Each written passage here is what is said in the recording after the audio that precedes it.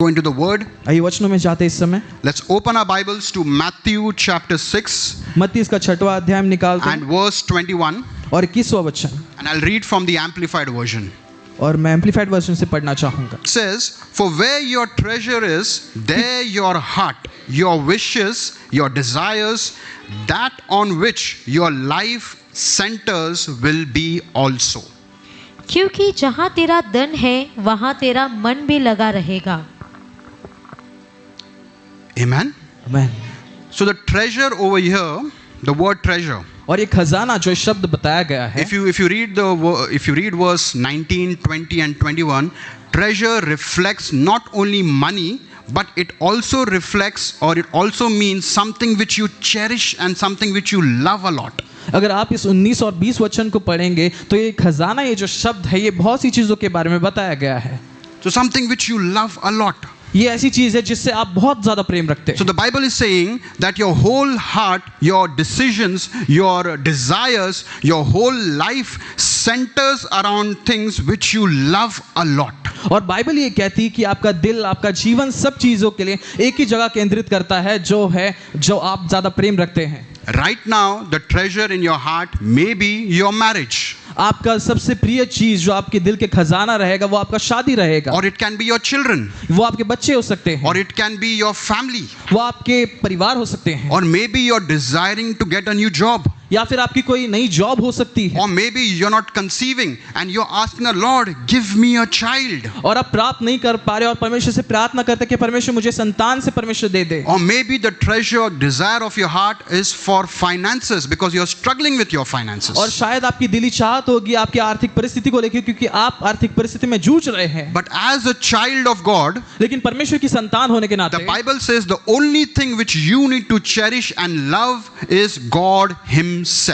क्योंकि यहाँ पे परमेश्वर का वचन सिर्फ यह कहता है कि सिर्फ एक चीज के पीछे तुम भागो, वो है परमेश्वर खुद। Now let's open our Bibles to Matthew chapter 22 and we'll read from verse 36 to 37.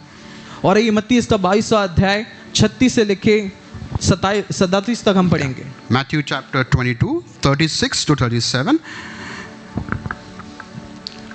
Teacher, which is the great commandment in the law?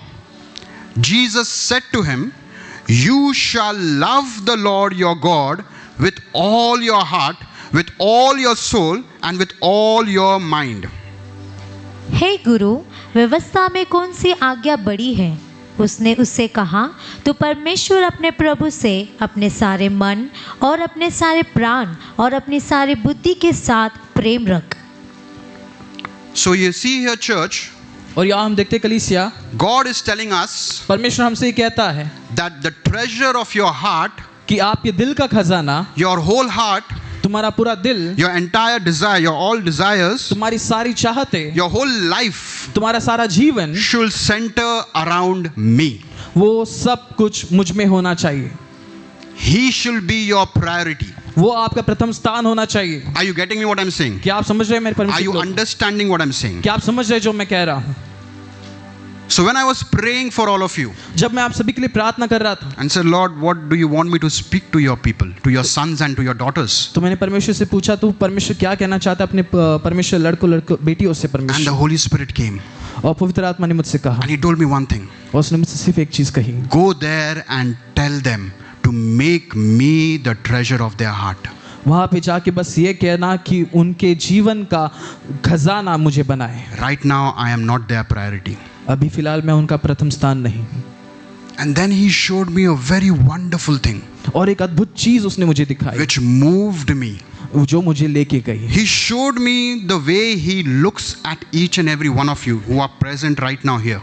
उसने दिखाया वो किस रीति से आप सभी को देखता है। He looks at you as His bride.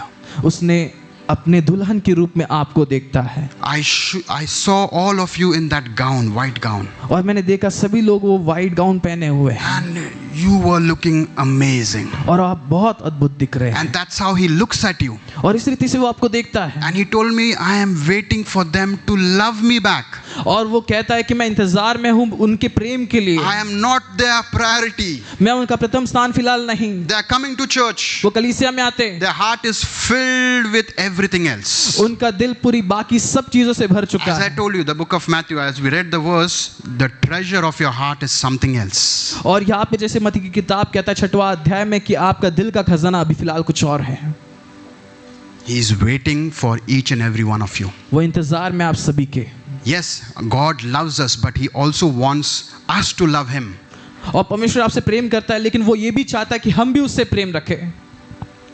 That's the reason, that's one of the reasons why God has made this body His temple.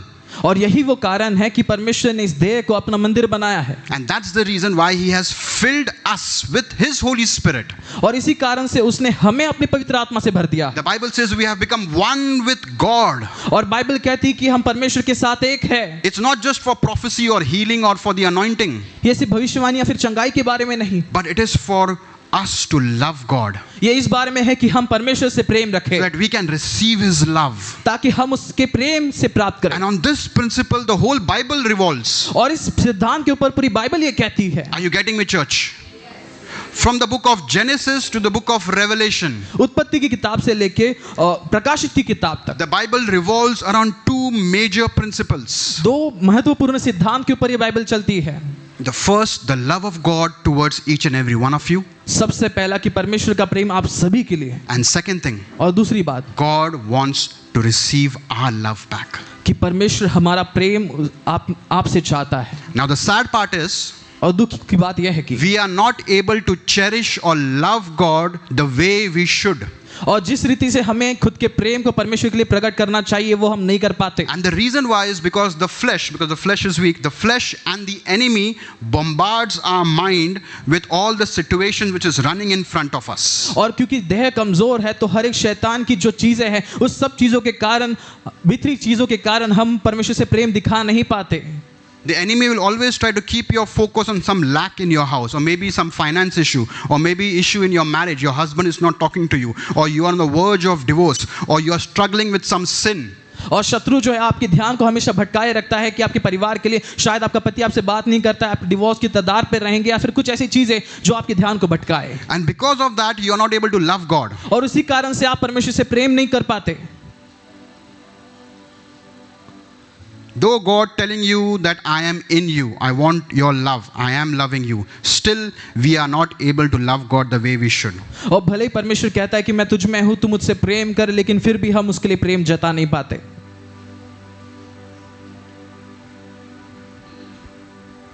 Thank you, Lord. I can see so many things happening in the spiritual realm. मैं देख पा रहा हूँ बहुत सी चीजें आत्मिक आयाम The में हो Lord रही is touching so many people. हैं। परमेश्वर बहुत से लोगों को स्पर्श कर So रहा it's है difficult for me to focus on the word. और ये मेरे कठिन बन रहा है वचन पे The Lord ध्यान is करना। healing you, sister, as well. परमेश्वर आपको चंगाई दे रहा है The sister, Lord is delivering you, brother.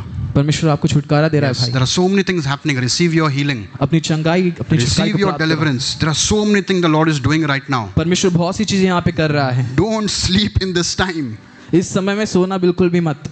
The Lord is blessing all of you. There's a financial breakthrough coming to you. परमेश्वर एक आर्थिक बेदारी यहाँ लेके आ रहा है। Thank you, Jesus. Thank you, Holy Spirit. Thank you, Lord. Thank you, Lord. Thank you, Lord. I see a door which is opening for all of you. मैं देख पा रहा एक द्वार सभी के लिए खुल रहा है And it is not just a normal door which I see. और एक साधारण सा द्वार नहीं है It ये। is like an iron door which was locked. ये देख रहा हूँ कि एक लोहे का द्वार जो बंद था And it is opening right now under this unction. और वो इस समय इस आयाम में खुल रहा है। Thank you, Holy Spirit. Your life is going to be transformed. आपका जीवन बदल रहा है इस समय, Your life is going to be transformed. आपका जीवन परिवर्तित हो रहा है इस समय। Thank you, Jesus. Thank you, Lord. There is healing flowing in this place. परमेश्वर की चंगाई इस जगह बह रही है। Hallelujah. Thank you, Lord. So, making God your priority doesn't mean your desires or your prayer request will go for a toss. और आप परमेश्वर के प्रथम स्थान बनाना मतलब ये नहीं कि आपकी प्रार्थना विनती को आप भूल जाए। The Bible says, or Jesus says, you come to me and I will give you rest. और वचन ये कहता है, यीशु मसीह कहते हैं कि तुम मेरे पास आओ, मैं तुम्हें विश्राम दूंगा। Then he says that you come to me, my yoke is light. और फिर वो कहता है कि तुम मेरे पास आओ, मेरा जुआ जो है हल्का है। The reason why he's telling this to all of us is because he knows once we come to him, he will take care of everything else. और क्योंकि वो इस बात को जानता है अगर हम उसके पास चले जाए तो वो सब चीजों का नियंत्रण लेता है। He will carry your burden. वो आपके बोझ को उठाता है। The rest of God is still open, and it is open for the children of God. परमेश्वर का विश्राम आपके लिए खुला है और परमेश्वर की संतानों के लिए वो हमेशा से खुला था। But the problem is we are focused on our thing. लेकिन समस्या की बात यह है कि हम हमारी चीजों के ऊपर ध्यान देते हैं। Here God is telling you, I am yours, and you're focused about your payment of loan. और परमेश्वर कहता है कि मैं तुम्हारा हूँ लेकिन तुम्हारा ध्यान उस लोन के पेमेंट के ऊपर है। Here God is telling you, I'm filling you with my spirit and with my love, and you're worried about, oh God, I don't have a job. और मैं अपनी आत्मा से तुम्हें भर रहा हूँ लेकिन तुम इस बात की चिंता कर रहे हो कि मेरे पास जॉब नहीं है। And let me show you an example from the life of Abraham. और अब्राहम के जीवन से एक उदाहरण देना चाहता हूँ। It's a very beautiful verse. और ये बहुत सुंदर वचन है। Let's open our Bibles to Genesis chapter 15. उत्पत्ति की किताब इसका 15 अध्याय हम निकालेंगे, Verse 1 and 2. 1 और 2 वचन। Genesis chapter 15, उत्पत्ति की verse किताब 15 1 and 2. अध्याय 1 से 2। Thank you, Holy Spirit. After these things, the word of the Lord came to Abraham in a vision, saying, Do not be afraid, Abraham. I am your shield, your exceedingly great reward. But Abraham said, Lord God, what will you give me, seeing I go childless, and the heir of my house is Eliezer of Damascus? इन बातों के पश्चात यहोवा को यह वचन दर्शन में Abram के पास पहुंचा कि हे अब्राम, मत डर, तेरी डाल और तेरा अत्यंत बड़ा फल मैं हूँ। अब्राम ने कहा, हे प्रभु यहोवा, मैं तो निर्वंश हूँ और मेरे घर का वारिस यह दमिश्क एलिएज़र होगा, सो तू मुझे क्या देगा? Just imagine. सोचो इस बारे में।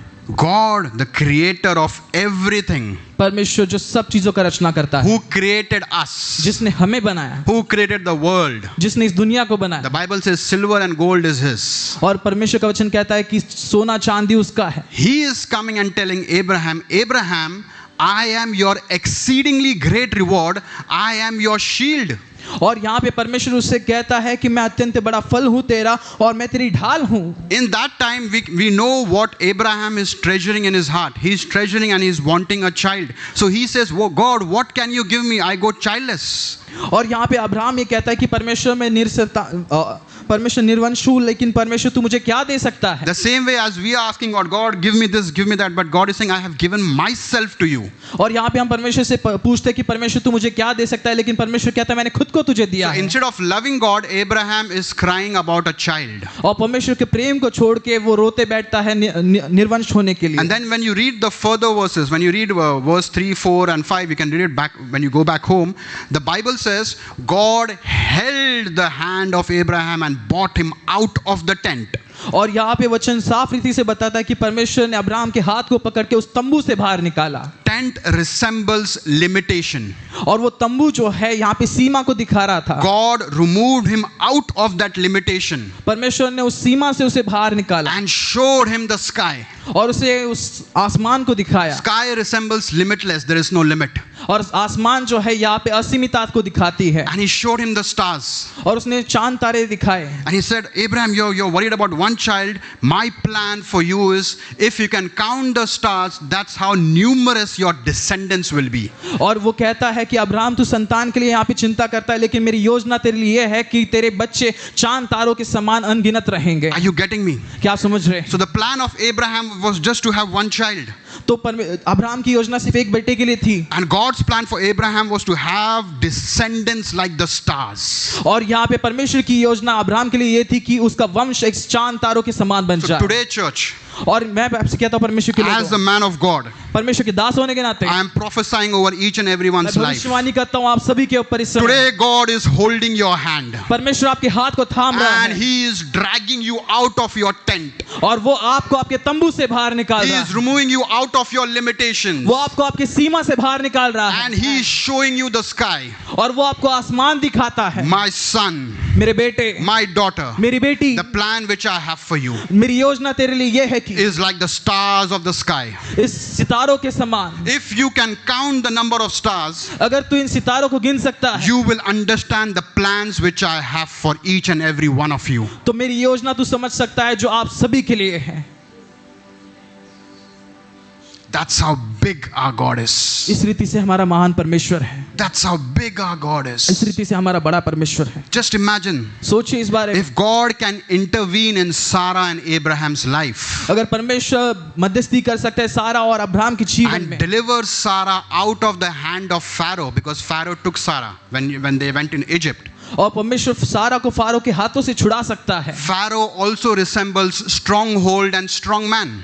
और यहाँ पे फारो ये भी दिखाता है कि एक मजबूत व्यक्ति था वो। How much more God will intervene in your life now as you are covered by the blood of Jesus. और परमेश्वर आपके जीवन में कितना मध्यस्थी करेगा जैसे आप यीशु मसीह के लहू से ढके गए हैं। What is your strong man? What is your stronghold? आपका मजबूत गढ़ क्या है? He will intervene. वो आपके लिए मध्यस्थी करेगा। You are covered under the blood of Jesus. आप यीशु मसीह के लहू से ढके हैं। Amen. आमेन।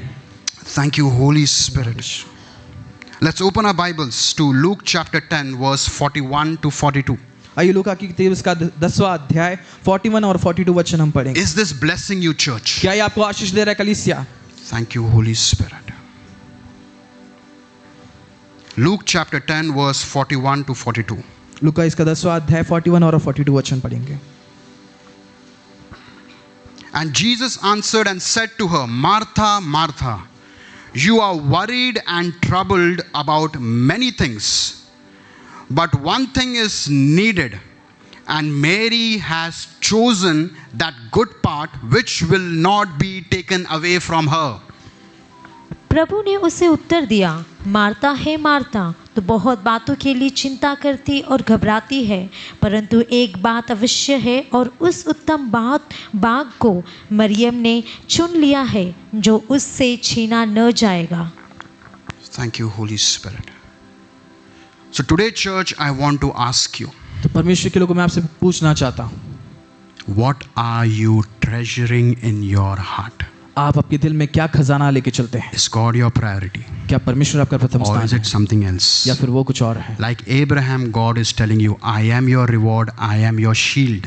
और जैसे परमेश्वर अब्राहम से कहता है कि मैं तेरा प्रतिफल हूँ, मैं तेरी ढाल हूँ। The Bible says you are the temple of the Holy Spirit. परमेश्वर का वचन कहता है कि आप परमेश्वर की मंदिर है। Each one of you is the presence carrier of God. आप में से हर कोई परमेश्वर की उपस्थिति को लेके चलता है। What is your priority? तो आपका प्रथम स्थान क्या है? Are you Martha, who क्या is आप Martha? worried about so many things, or are you Mary, who has chosen the good part? क्या आप मारता है जो सब चीजों की चिंता करती है, या फिर आप मरियम है जो परमेश्वर का सर्वोत्तम भाग उठाती You है? know what did Mary choose? She chose to sit on the feet of Jesus and hear Jesus. और क्या आप जानते कि मरियम ने क्या चुना? उसने चुना कि वह यीशु मसीह के पास बैठे और उससे सुने।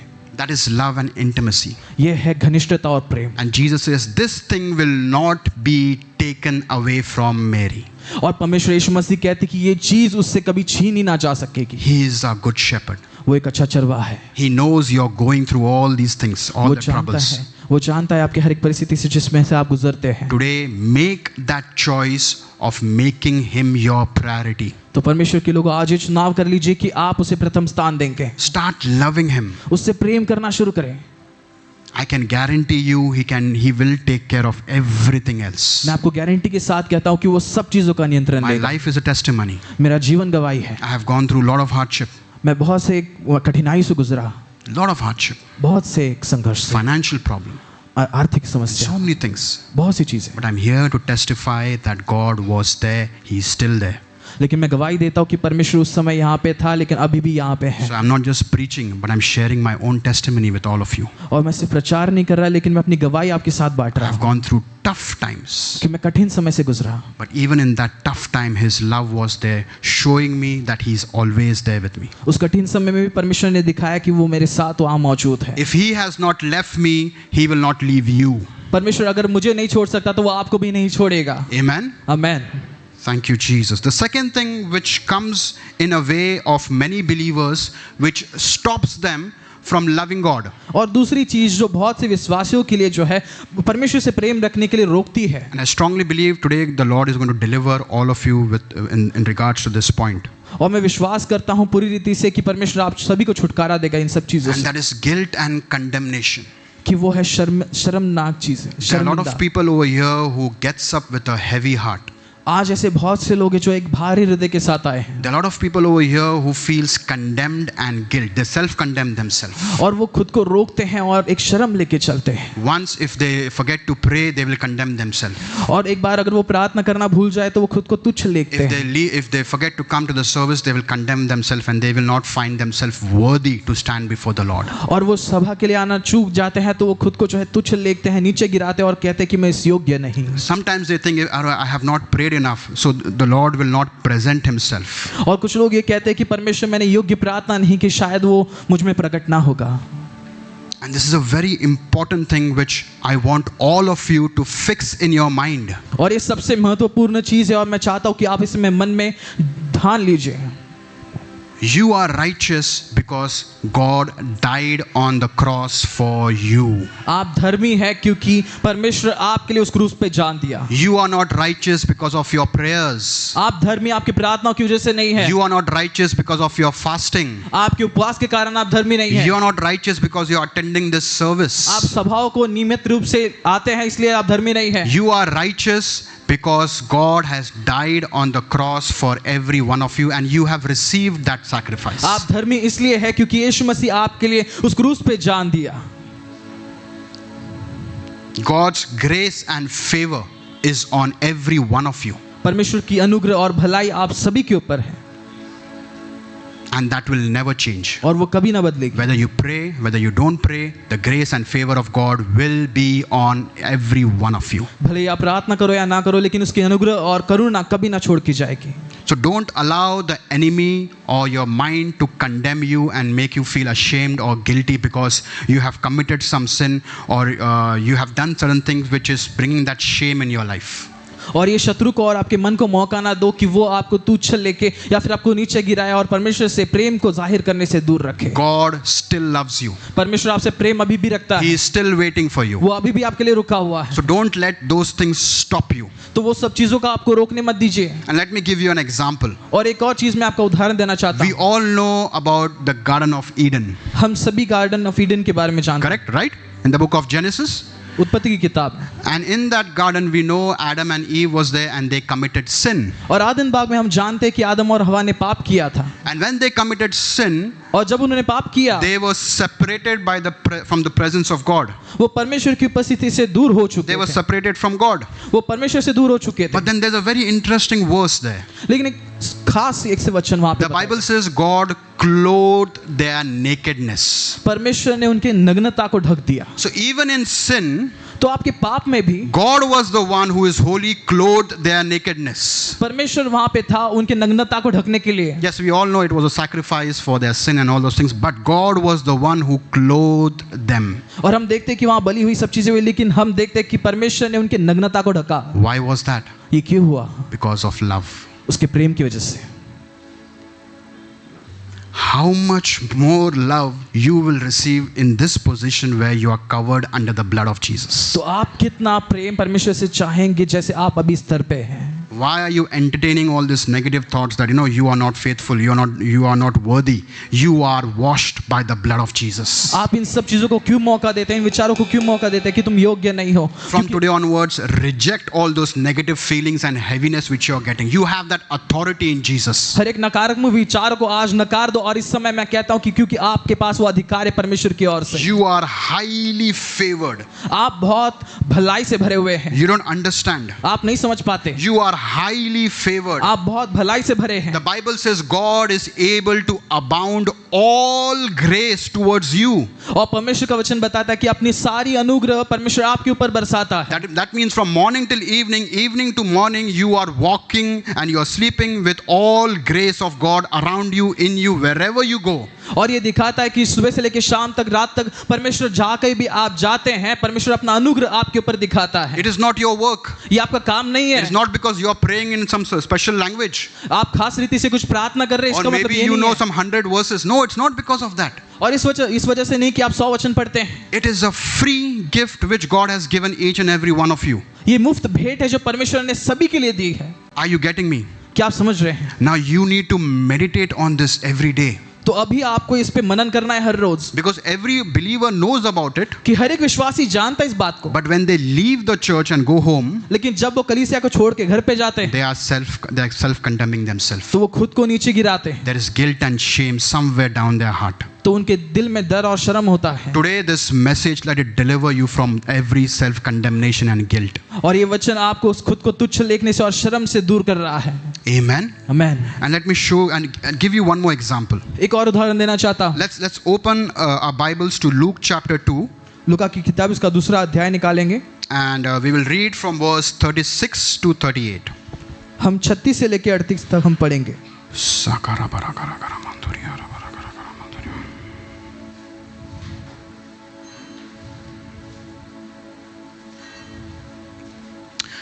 Now there was one Anna, a prophetess, the daughter of Phanuel of the tribe of Asher. She was of a great age and had lived with her husband 7 years from her virginity. And this woman was a widow of about 84 years, who did not depart from the temple, but served God with fasting and prayer night and day.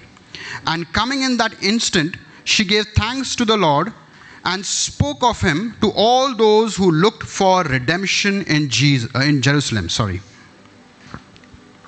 और Asher के गोत्र में से Hananya नामक फरुनियल की बेटी एक भविष्यवक्तिनी थी। वह बहुत बूढ़ी थी और ब्याह होने के बाद 7 वर्ष अपने पिता के साथ रह पाई थी। और वह 44 वर्ष से विधवा थी और मंदिर को नहीं छोड़ती थी, पर उपवास और प्रार्थना कर करके रात दिन उपस्थित किया रहती थी। और वह उस घड़ी वहाँ आकर प्रभु का धन्यवाद करने लगी और उन सबों से जो यरूशलेम के छुटकारे की बाट जोते थे उनके विषय में बातें करने लगी। So over here we see a servant of God. और यहाँ पे हम परमेश्वर की दासी को देखते हैं, We see a prophetess named Anna. और यहाँ पे हम भविष्यवक्तानी को देखते हैं जो जिसका नाम है हन्ना। And the Bible says that she was in the temple fasting day and night and praying. और वचन ये बताता है कि वो दिन रात मंदिर में उपवास प्रार्थना करती थी। And then the Bible says one day she had an encounter with Jesus, our Savior. Hallelujah. और वचन ये भी कहता है कि एक दिन वो यीशु मसीह से मुलाकात करती है। Praise God. And then the Bible says she had that revelation that this child is the Savior of Jerusalem, is the Savior of Israel. और उसको प्रकाशित आता है कि ये बच्चा जो है इस इज़राइल का, इस यरूशलेम का उद्धार करता है। Now many of you, when you will think, and you will think, why did she had an encounter with Jesus? You will think because she was fasting and praying, or she is praying day and night. That's what the Bible says. और Bible ये कहती है कि वो दिन रात प्रार्थना कर रही थी, दिन रात उपवास प्रार्थना कर रही थी वो। So you might be thinking the reason why she had an encounter with Jesus is because of her spiritual life. तो आपने ये सोचा होगा कि उसके आत्मिक जीवन के कारण उसने परमेश्वर यीशु मसीह को देखा। But if you see closely, लेकिन अगर आप घनिष्ठ रीति से देखें, the meaning of Anna in Hebrew is henna. अगर आप हैना इस शब्द का मतलब देखेंगे हिब्रू में, It means favor and grace. इसका मतलब है करुणा और भलाई। So the reason why she had an encounter with our Lord, our Savior, is because of grace and favor. और उसके करुणा और भलाई के कारण उसने यीशु मसीह को देखने पाई। And the Lord chose this situation और परमेश्वर ने इस परिस्थिति को चुना to speak to all of us. ताकि वो सभी से बात करे। It's not because of our prayer life. हमारी प्रार्थना जीवन की वजह से It's नहीं, because of grace and favor over our life that we are having continuous encounter with Jesus. उसकी भलाई की वजह से, उसकी करुणा की वजह से हम उसकी हर एक चीज को, उसके प्रेम को देख पाते So हैं। from today onwards, stop condemning yourself. तो मैं आपसे कहता हूँ कि खुद को तुच्छ लेखना बंद करें। The reason why a righteous man falls 7 times and gets up is because of grace and favor.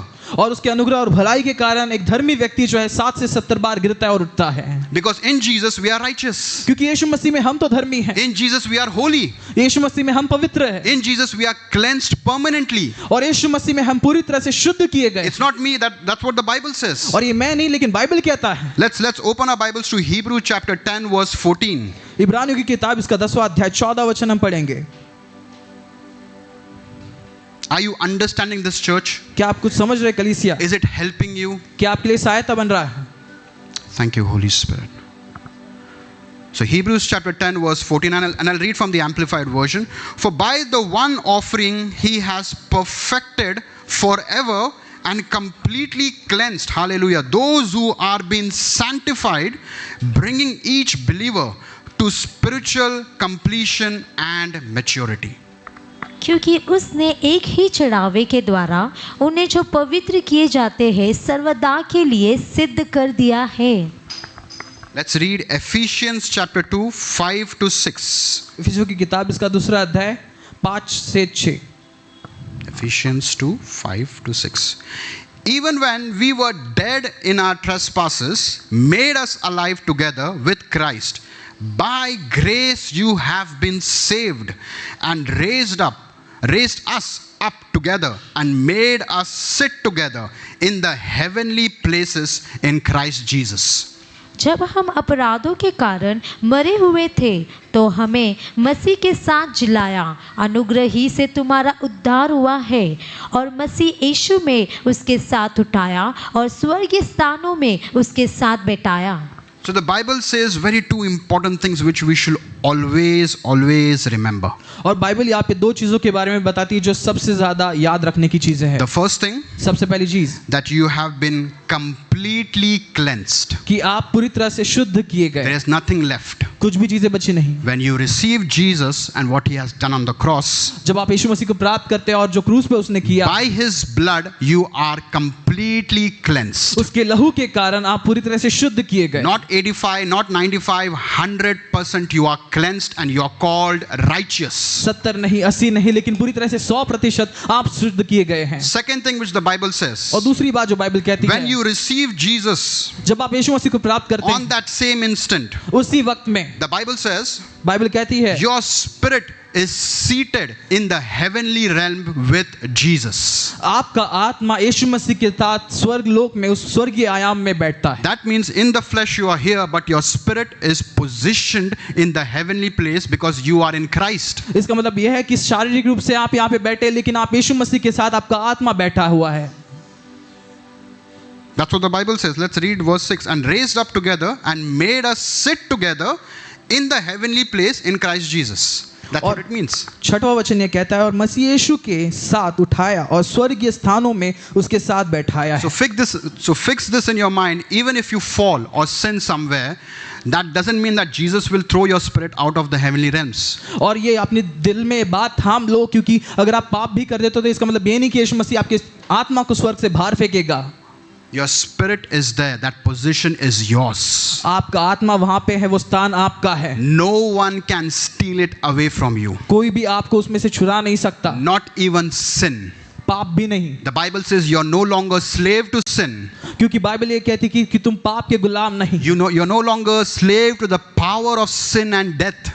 कि तुम पाप और मृत्यु के गुलाम नहीं, Because you're already seated there in eternity. क्योंकि तुम अनंत काल के जीवन में पहले से विराजमान। So from today onwards, if this thought comes that you're not good, you're not holy, you're not righteous, cast that thought away from you. अगर आपको ये विचार आता है कि तुम अच्छे नहीं हो, तुम अच्छे नहीं कर रहे हो, तुम योग्य नहीं हो, तो उस विचार को उसी समय बाहर निकाल दो। And speak to yourself that you are righteous, you are saved, you are holy by the blood of Jesus. और खुद से कहो कि तुम पवित्र हो, तुम शुद्ध किए गए हो यीशु मसीह के लहू के And द्वारा। as the Bible says, with boldness you can enter and reach the throne of God. और वचन कहता है कि धैर्यता से तुम परमेश्वर की सिंहासन के पास पहुंच सकते हो, Not with shame, not with guilt, but with boldness. शर्म से नहीं, डर से नहीं, लेकिन परमेश्वर के धैर्यता से तुम वहां पहुंच सकते हो। So from today onwards, church, तो आज के कलीसिया, no more guilt, और कोई शर्म नहीं, no more condemnation. और कोई तुच्छता नहीं, And you should not condemn anyone else. और आप दूसरों को तुच्छ नहीं लेखोगे। This is very important